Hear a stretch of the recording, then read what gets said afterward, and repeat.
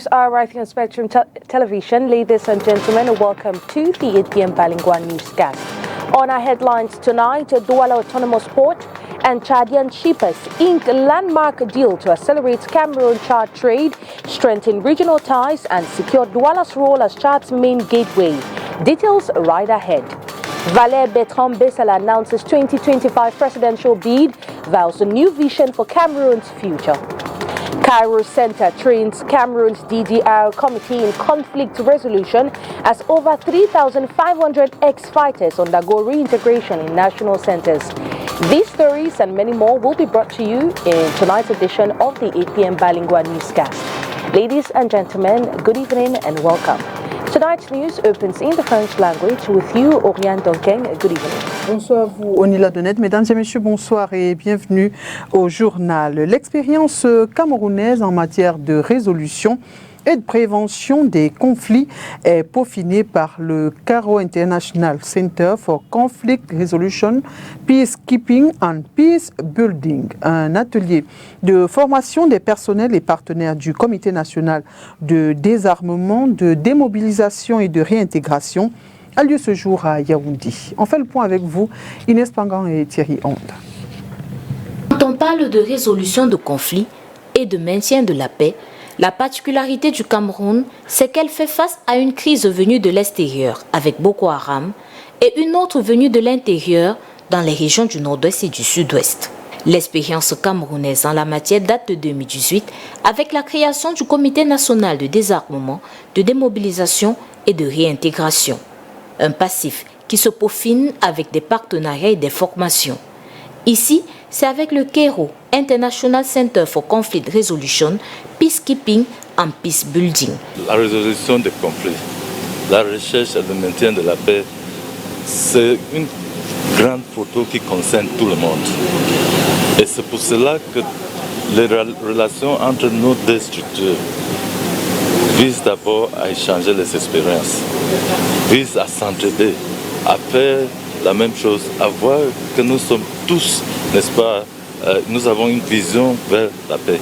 Une approche dans le désarmement, la démobilisation et la réintégration au centre d'un atelier organisé à Yaoundé ce 28 avril 2025. On préside ce qu'on appelle le IDDRTJ, en fait. C'est un groupe qui englobe tous les acteurs qui travaillent dans le training, dans la formation, dans le domaine des DDR.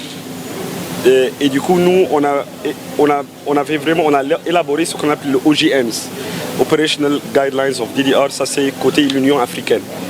Et aussi, on a contribué à ce qu'on appelle le IDDRS, ça c'est côté onusien. Il est à noter que près de 3500 ex-combattants sont encadrés par le DDR dans ces centres de Mora, Bamenda et Boya. More than 3,500 ex-fighters are being cared for in the 3 of the National Committee for Disarmament, Demobilization and Reintegration Centers, while the institution ensures their gradual reintegration or their gradual integration into the society. Let's take a listen to the National Coordinator, Fa Yengo Francis. Those that have been reintegrated are 708. These are people we took to different communities. It took us a year to reintegrate them because we had to make sure that they are going to communities that will accept and welcome them.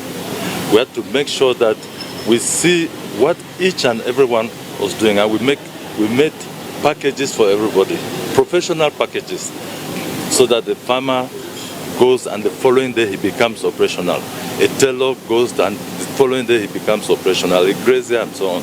So these are the measures that we took in order to make them live quietly and particularly to live peacefully with the communities that are welcoming them. Do not forget that some of them may have come from these communities, and with the thought in the heads of certain populations, if we don't prepare them well, it could still be, signs of conflict in the future. Peacekeeping and peace building in Egypt signed a memorandum of understanding with the DDR in November last year. From the name of it, you know that we have a global mission in the domain of keeping peace, in the domain of building peace, because it's a long process. So we count a lot on it, and that is why we have this training, in order to give our workers, our partners, the tools, to give them the capacity, to empower them so that they should master what we're doing. Because peacekeeping, conflict resolution is very complicated. It necessitates everybody, and it takes a lot of things to do. So this is the pertinence of this workshop which we have opened here today. Intégration sous-régionale, Joseph John Gouté et Alamai Alina, respectivement Premier ministre du Cameroun et du Tchad, ont inauguré ce jour le pont sur le Logone. Yagua au Cameroun et Bangor au Tchad, désormais reliés. Long de 620 mètres, l'infrastructure aura entre autres objectifs transformer les échanges économiques transfrontaliers, renforcer la coopération Cameroun-Tchad et partant stimuler l'intégration dans la région. Le projet a été financé principalement par le groupe de la Banque africaine de développement BAD et soutenu par l'Union européenne.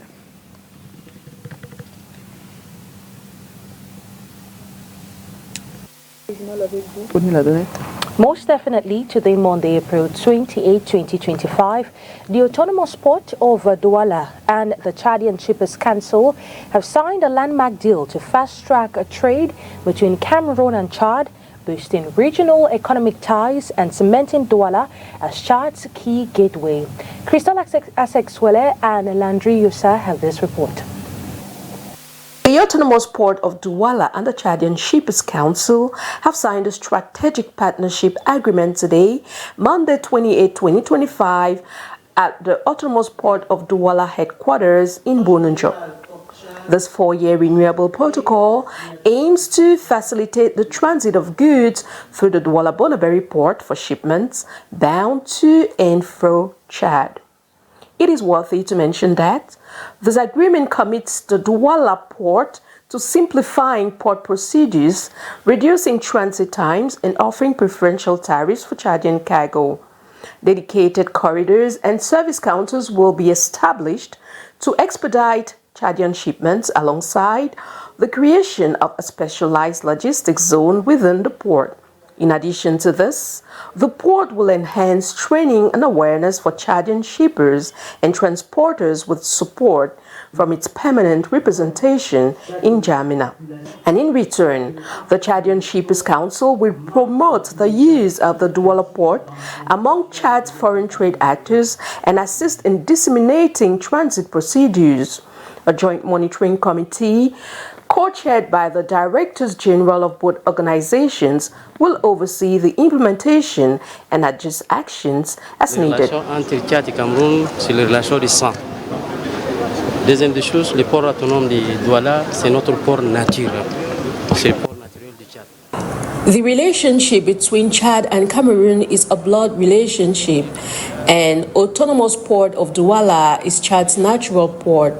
Chad has signed agreements with Equatorial Guinea, Libya, Nigeria, and other neighboring countries as it seeks facilities for Chadian economic operators. Port autonome de Douala, des conventions, il y a des facilités sur cette convention. Les chargeurs tchadiens ils vont bénéficier de cette convention plus que les autres conventions aussi. Maintenant, nous sommes en synergie, les deux directions générales, ils sont en train de travailler pour faire les facilités aux chargeurs tchadiens. This partnership is a significant economic boost for Cameroon, securing a large share of Chad's international traffic and reinforcing Douala's competitiveness amid regional port rivalry. It also strengthens Cameroon's role in Central African regional integration and the development of vital transport corridors.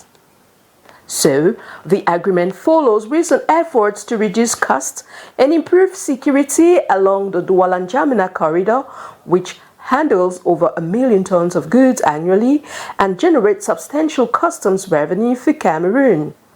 This aligns with broader regional initiatives supported by the World Bank to improve infrastructure and trade facilitation between Cameroon and Chad, benefiting millions of people in the corridor. Nous sommes déjà des pays frères, le Cameroun et le Tchad. Nous avons des relations de bon voisinage qui ne pouvaient que se concrétiser We are already brother countries, Cameroon and Chad. We have good neighborly relations which could only be concretized by the signing of this convention today. And at the same time, as we sign this convention, the two prime ministers are inaugurating the Bongo Bridge. Le port à Bongo, c'est ça?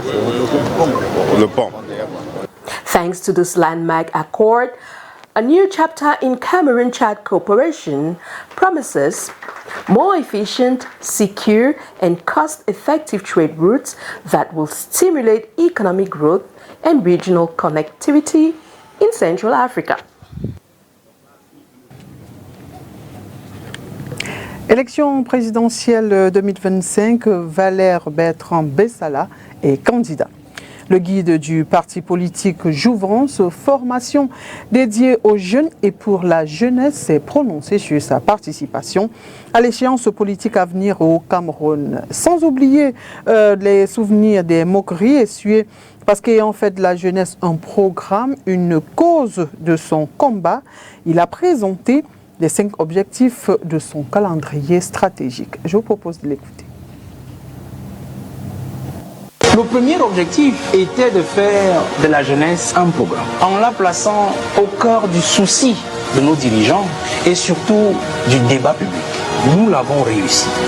Le deuxième objectif était de donner à la jeunesse camerounaise un programme politique. Le troisième objectif était de donner à la jeunesse camerounaise un projet de société. Il reste à ce jour à compléter les 2 derniers objectifs que sont donner à la jeunesse un candidat et faire valider la candidature du candidat de la jeunesse. C'est pour la réalisation de ce 4e objectif que je saisis votre attention en ce jour. Je déclare ma candidature à l'élection présidentielle d'octobre 2025 au Cameroun. Cette candidature est motivée par plusieurs facteurs. Premièrement, la promiscuité de l'environnement et des nuisances politiques ambiantes. Deuxièmement, des étiquettes dégradantes accolées à des leaders politiques dans le but de leur disqualification. Troisièmement, l'infiltration, la partition et l'éclatement des appareils politiques concurrents de l'opposition, ce qui rend incertain l'efficacité du combat et jette un doute profond sur l'atteinte de l'objectif final de changement. Surtout, ma candidature est motivée d'une part par la qualité du programme politique que nous proposons qui vise à rendre le Cameroun aux Camerounais. Autant de facteurs et bien d'autres qui imposent à suffire la nécessité et l'urgence du renforcement des profils résilients à la candidature. Jusqu'à ce jour, j'ai fait ma part. Le moment est venu pour vous de faire votre part. Cameroon's national oil company, the National Hydrocarbon Corporation of Cameroon, together with or alongside Tradex SA and the Ariana RCG Consortium, has announced the formation of Sea Star, a new company dedicated to building a strategic fuel reserve depot. Well, the special purpose vehicle was established to oversee the development of a 250,000 metric ton capacity facility in the Kribi port area. This initiative aims to bolster Cameroon's energy security by creating and managing essential petroleum product reserves. The formal creation of Seastar took place during its constitutive general meeting in Dubai on Friday, April 25, 2025, where the shareholders' agreement was signed. Following this, the board of directors was appointed with Mrs. Nathalie Mudiki of SNH, elected as board chair of the board and chief executive officer. Mr. Azam Makhloud was named vice chairman. To ensure effective project management, the board also established a 12-member joint management committee to oversee operations, studies and project teams. The Cameroon Front Party has held its first National Council meeting under its new leadership on Sunday, April 27, 2025, unveiling a fresh structure and setting up a commission in preparation for its upcoming National Congress. Let's get more details in this report. In a bid to present its objectives, unveil its new structure, and establish a commission ahead of its National Congress, the Cameroon Front Party has organized its first National Council since the election of Chantal Kambiwa as president. Là, il est d'abord question de mettre le parti en droite ligne. Comme vous devez le savoir, le parti a mis... It is a question of putting the party up to date. Like you know, the party hasn't been functioning well for 15 years in its over 30 years of existence. It was a question to communicate the new approach, new structure of the party and its objectives to its regional heads. The presidential elections is something important for the life of a party, but we don't go anyhow. Présidentielle, certes, c'est quelque chose d'important dans la vie d'un pays, mais on n'y va pas n'importe comment. The party has not yet confirmed whether it will field the candidate for the upcoming presidential elections. La finalité du pays, ce n'est pas dans ces élections présidentielles. Il faut déjà construire ce pays. The country's end goal is not only the presidential elections. We must first build properly. One thing is certain, whosoever is at the head of the country at the end of the year will not lead alone. We believe we need a coalition, a group of people and elements to lead the Cameroon, build in a structured way that meets the standards of the population's needs. Structurelles et qui répondent aux normes des besoins des populations. Cameroon Front is a socialist party and a member of the Socialist International. With members both within and outside Cameroon, the party champions inclusivity under the slogan Hope, Unity and Progress. Nous avons pris un engagement ferme, celui de pouvoir intéresser. We have taken firm engagement, which is to interest youths, give hope to young people who have lost faith of succeeding in Cameroon. Registration on the electoral list continues. We will continue to work, bring together more youths, women and persons living with disabilities. Plus de femmes, plus de jeunes, plus de personnes vivant avec une situation de handicap. The National Council meeting took place on Sunday, April 28, 2025.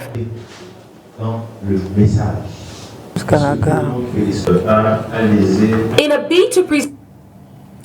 Parlons fait du travail à présent, à quelques jours seulement de l'événement. L'Association des travailleurs sociaux se dote d'un nouveau bureau exécutif.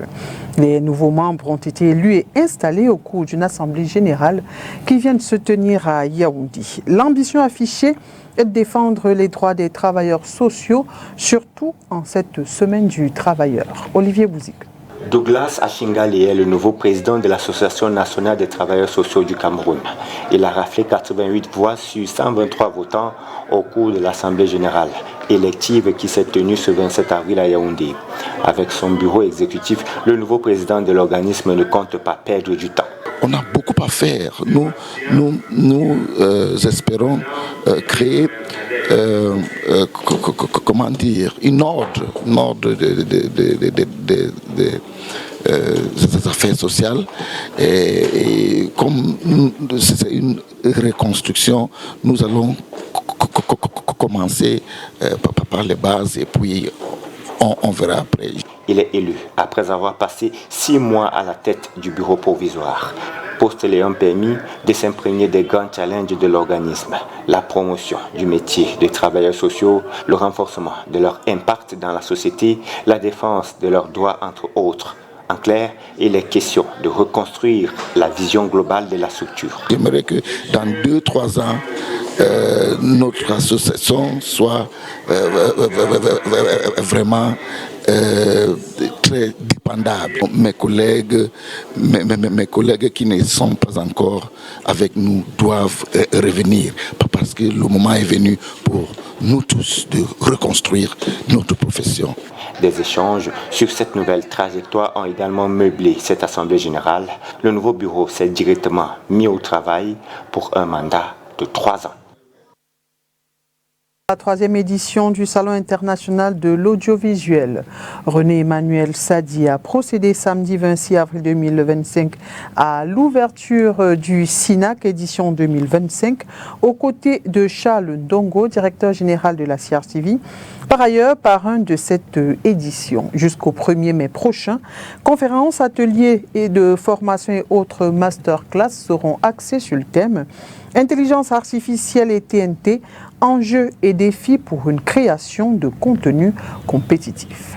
Le monde de la télévision ou de l'audiovisuel prend son pesant d'or sur les contenus. Plus ils sont attractifs, plus le public est conquis. Celui-ci se doit donc d'être de qualité pour une ouverture certaine sur le marché international. Nous avons plus de 14 pays pour cette édition. Nous avons beaucoup plus de professionnels. D'ailleurs, vous avez remarqué que même pour ce qui concerne les stands, ils ont été construits. Ça veut dire en fait que de plus en plus, on comprend pour ce qui concerne le Cameroun l'importance d'un salon international de l'audiovisuel, mais surtout ce que c'est. Et cette édition, comme je l'ai dit, nous marquons vraiment le pas vers la partie marché qui permet de mettre en relation tous les professionnels de l'audiovisuel afin qu'ils nouent des partenariats, mais surtout qu'ils parlent des problèmes qui les concernent pour trouver des solutions ensemble. L'édition 3 du SINAC promeut une ouverture des contenus africains au monde extérieur. Tous ceux qui sont arrivés, ce sont des Africains. Ce sont des Africains, ce sont des Européens. Il faut savoir que quand on dit marché africain, ça ne veut pas dire que c'est que pour l'Afrique. Les gens viennent de partout, parce qu'il y a des gens aussi qui sont en France, aux États-Unis, un peu partout, qui veulent les contenus africains, ou alors qui veulent venir financer les productions africaines. Donc il faut savoir que ce marché-ci, au-delà je l'ai dit tout à l'heure, au-delà de la réflexion, il y a que vous pouvez trouver des financements, vous pouvez trouver des coproductions, vous pouvez trouver des gens qui achètent vos contenus. Aujourd'hui, on est sur le numérique, on parle d'intelligence artificielle, de TNT. Il y a des gens qui cherchent également de contenu numérique. Quand vous voyez la petite Frida Choco Bronzé qui est là aujourd'hui, l'année dernière elle était là, elle a vendu ses contenus. Quand vous avez Blaise Option qui était là l'année dernière, qui a vendu également 12 cas d'ailleurs à une chaîne étrangère. Donc il ne s'agit pas d'un projet local, ce n'est pas un projet camerounais, c'est un projet qui va au-delà de l'Afrique. Et aujourd'hui j'ai choisi de le faire gratuit parce que je voudrais que mes frères profitent de cela. Mais les prochaines éditions, il faut savoir, quand on va à un salon, on paye son badge, 150 000 francs CFA, on paye son billet d'avion, on paye son hébergement et tout. Là, je le fais gratuit. Et ceux qui n'ont pas compris, ce sera tant pis. L'adhésion massive des professionnels de l'audiovisuel montre bien qu'il y a une réponse à un problème posé. Ben vous pouvez voir même la configuration, tout a changé. Vous pouvez voir qu'il y a plus de professionnels de l'audiovisuel et qui ont compris. Vous avez vu les stands, vous avez visité les stands. Vous voyez que les gens ont compris. Vous avez plus de... Il y a deux éditions, nous n'étions pas aussi nombreux. Aujourd'hui, nous sommes tellement nombreux que même le plancher lâche. Donc c'est pour dire en fait que les choses ont changé, les choses évoluent. On est passé de 3-4 pays aux premières et deuxième éditions à 15 pays. Donc vraiment, c'est dire qu'aujourd'hui, le Cameroun est plus que jamais la terre de l'audiovisuel en Afrique. En Afrique centrale numéro 1, le hub de l'audiovisuel mondial. Et c'était ça notre première mission. Parce que nous avons beaucoup de talents. Et il était compliqué quand même d'aller à chaque fois chez les autres, alors qu'ici chez nous, c'est possible. La 3e édition du Salon international de l'audiovisuel est lancée. René-Emmanuel Sadi, le ministre de la Communication, et Charles Pythagore Ndongo, directeur général de la Cameroun Radio-Télévision CRTV, par ailleurs parrain de cette édition, sont présents au parcours Vita de Douala ce 26 avril 2025. Pour l'occasion, des prix sont remis à plusieurs acteurs du monde des médias et de la culture. Parmi ceux-ci, on peut citer Siriki, humoriste du Burkina Faso, Cheikh Ivan, journaliste ivoirien, ou encore Konsi Eka Loradev, CEO de Loradev Media au Cameroun. Parlons sport à présent, judo, 3 médailles, 1 en argent et 2 en bronze. C'est le butin ramené par le Cameroun lors des 46e championnats d'Afrique senior individuels dames et messieurs et par équipe de judo. La compétition s'est achevée ce dimanche. Bilan de la dernière journée de compétition avec l'analyse de l'entraîneur national dames du judo avec surtout sur l'expérience camerounaise en Côte d'Ivoire. C'est avec vous, Makeda Lidi Nyochom, notre envoyé spécial en Côte d'Ivoire. Le rideau est tombé sur la 46e édition des championnats d'Afrique individuels seniors dames et messieurs et par équipe de judo. La dernière journée de la compétition disputée ce dimanche 27 avril au Palais des Sports de Treichville, ici à Abidjan, a été marquée par les combats par équipe.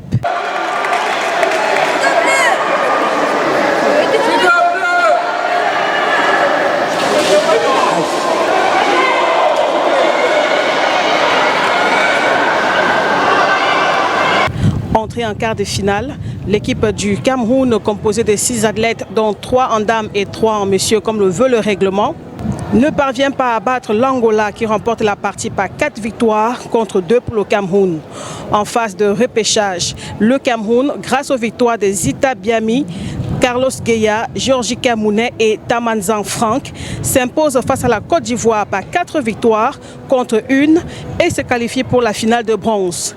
Finale qui oppose notre pays à la Tunisie, battue en demi-finale par l'Algérie. Malheureusement pour le Cameroun, qui ne réécrira pas l'histoire de 2024, cette finale de bronze est remportée par la Tunisie, qui partage le podium avec l'Angola. Le bilan de la participation de notre team à ces 46e championnats d'Afrique, Abidjan 2025, est assez mitigé parce que nous sommes venus ici avec 10 athlètes, dont 6 dames et 4 messieurs. Nos objectifs étaient de faire mieux que l'année dernière au Caire, à savoir plus d'une médaille d'or et avoir le maximum d'athlètes sur le podium. Ça n'a pas été le cas, mais nous ne crachons pas sur ce qui a été fait. Nous sortons de là avec une médaille d'argent et 2 médailles de bronze. Ça a été des jours sans. On a souvent connu des jours meilleurs et nous pensons que nous allons rentrer et nous remettre immédiatement au travail pour préparer les échéances à venir. C'est donc terminé ici à Abidjan pour les 46e championnats d'Afrique de judo senior dames et messieurs et par équipe. La compétition qui s'est déroulée du 25 au 27 avril 2025 a réuni 190 compétiteurs venus de 24 pays africains. La compétition s'achève avec les combats par équipe et à cet effet, l'Égypte remporte la médaille d'or, suivie de l'Algérie deuxième avec la médaille d'argent, 2 médaillés de bronze, l'Angola et la Tunisie. Merci à vous, Makeda Lidinho-Chom. Voilà qui met un terme à cette édition d'information. Mesdames et messieurs, merci d'avoir été des nôtres et bonne suite des programmes sur Spectrum Télévision. Bonne soirée à vous, Founi Ladonette. Good night to Yuri and Don King and good night to every viewer of Spectrum Television.